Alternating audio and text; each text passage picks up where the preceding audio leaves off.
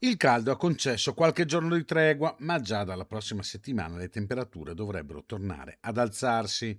L'ondata di calore che ha caratterizzato la fine di giugno ha avuto effetti anche sulle condizioni dei vigneti, tanto che la vendemmia 2026 potrebbe essere anticipata prima di quella del 2025, che era già stata precoce. E l'andamento climatico, soprattutto del mese di giugno, con le elevate temperature e la carenza idrica, ha fortemente condizionato anche quello che è un tema in primis per quanto riguarda l'epoca di maturazione, che come già anticipato da delle previsioni di Veneto Agricoltura si pensa sia già di 4-5 giorni in anticipo rispetto a già alla vendemmia 2025, che a sua volta era una vendemmia fortemente precoce rispetto alla norma. Fare previsioni è prematuro, ma si potrebbe iniziare la vendemmia per alcune varietà già ad inizio agosto.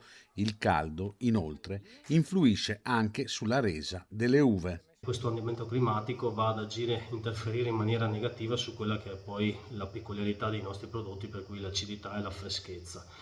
I vigneti a bacca rossa si stanno difendendo meglio, però è altresì vero che il mondo del vino rosso oggi sta vivendo un momento di crisi e soprattutto la ricerca del consumatore è su vini un po' più leggeri, con meno tenore alcolico, per cui tutto questo è una congiuntura sicuramente non favorevole per il nostro settore. Per fronteggiare il cambiamento climatico e non subire colpi di mercato, i produttori devono sapersi innovare. Dobbiamo effettivamente valutare e ponderare bene eventualmente l'introduzione di nuove varietà che siano più resilienti di quelle che noi abbiamo, per cui ragionare anche su un tema di modificare il disciplinare di produzione per cercare appunto di avere vitigni più resistenti che si adattino meglio a quello che è comunque un cambiamento climatico che oramai è acclarato. Per cui la ricerca è fondamentale per lo sviluppo del nostro settore.